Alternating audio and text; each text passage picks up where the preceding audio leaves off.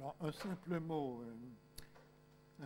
mot d'introduction. Je suis étonné du titre donné à cette séance, le soubassement économique, parce que c'est comme si l'économie était forcément un soubassement. Ça nous rappelle les trois instances du camarade du lycée du Parc de Lyon, Althusser, c'est-à-dire que les trois instances, c'est comme les facultés de lettres, droit et sciences économiques, hein. C'est un découpage merveilleux, mais très académique, qui fait dire que l'économie est le soubassement. C'est une incompréhension, on pourrait presque dire, de matérialisme économiste, mais ça n'a rien à voir avec le marxisme. Donc, la question profonde, je regrette par exemple que quelqu'un comme André Nouchy ne soit pas là, c'est en quelque sorte le soubassement de la colonisation et le soubassement du rapport colonial. C'est ça la question de fond.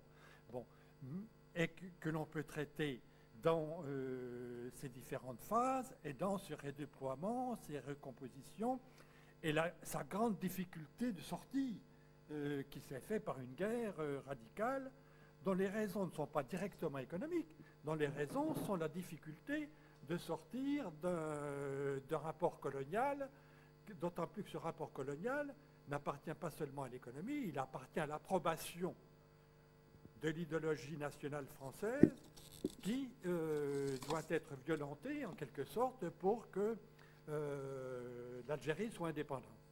Alors, première remarque que je fais à titre des vieux débats d'économie autour du mode de production capitaliste, autour de l'impérialisme, puisque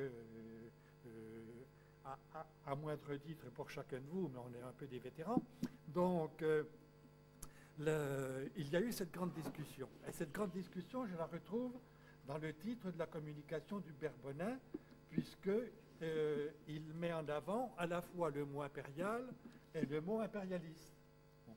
Et alors, pour faire énorme, il me semble que ce qu'il faut étudier, c'est la forme nationale française du capitalisme d'État français.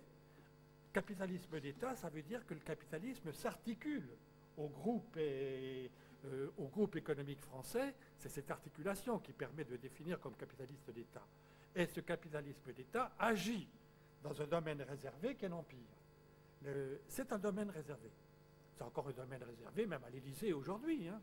Donc, dans ce domaine réservé, évidemment, les grands groupes économiques sont tentés par le redéploiement ou par la nécessité de se situer à une autre échelle, donc à une échelle mondiale.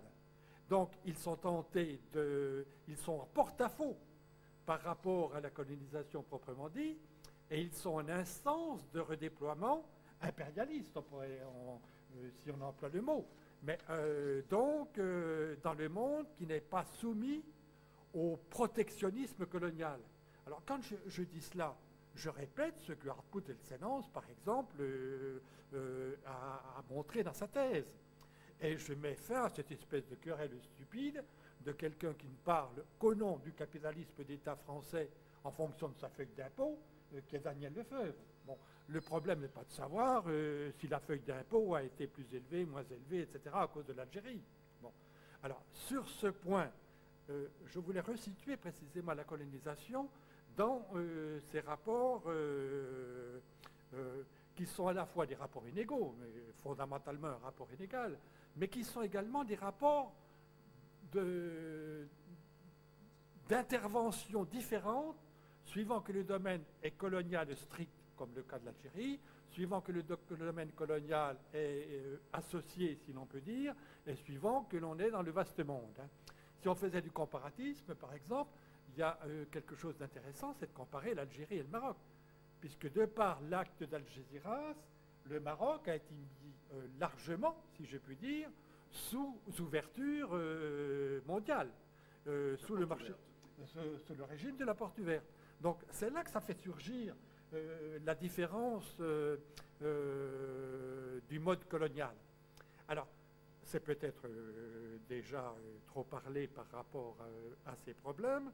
Je signale, il faut toujours faire de la publicité quand même, que dans l'annuaire de l'Afrique du Nord, qui sort bien sûr avec retard, mais qui reparaît. Donc l'annuaire de l'Afrique du Nord, qui va s'appeler 2004, et qui est sorti, m'a-t-on dit, il y a une huitaine de jours, à Aix-en-Provence, donc publié par le CNRS. Hein.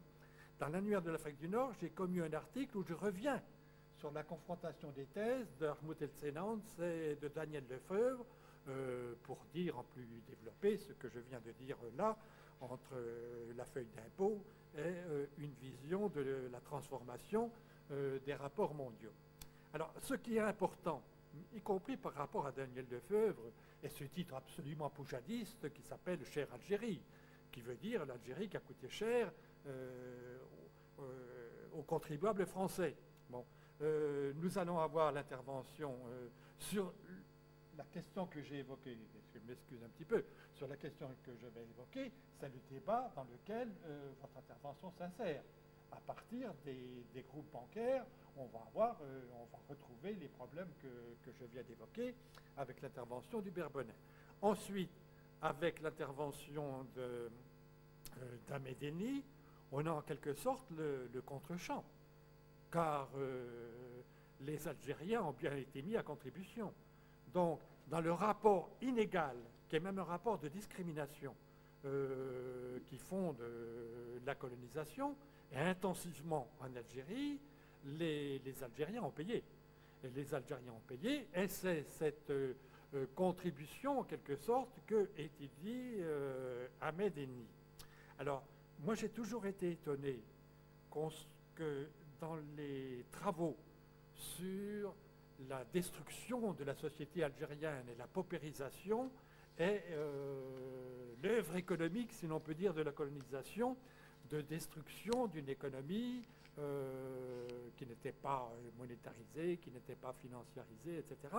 Dans cette destruction, on a les travaux, la plupart des travaux, à 90%, portent sur l'occupation des terres, la prise des terres et la destruction par la propriété terrienne. Bon. Or, il est évident que les impôts, la pression fiscale a été l'autre voie de destruction de la société colonisée. Et c'est heureux que l'on ait des interventions pour nous le rappeler. Et c'est une voie très importante, parce que cette voie-là joue même quand il n'y a pas appropriation des terres par la colonisation.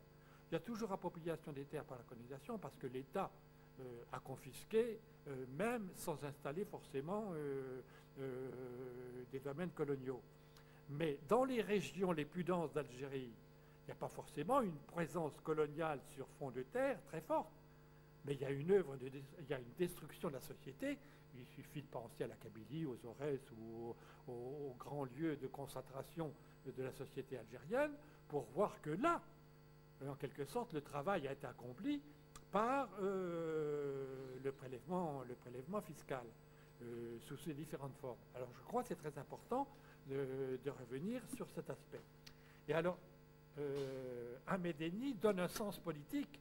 Il y a une thèse politique derrière son intervention, c'est que c'est précisément cette paupérisation qui explique que dans le mouvement national, on retrouve difficilement, les notabilités vont se trouver en partie disqualifiées, la bourgeoisie moyenne va être en difficulté, et il va y avoir donc une expression majeure du mouvement national sous la forme qu'on appelle plébéienne, qu'on appelle sous-prolétaire, qu'on appelle etc. Donc c'est pour soutenir une thèse politique que Ahmed-Eni fait son étude.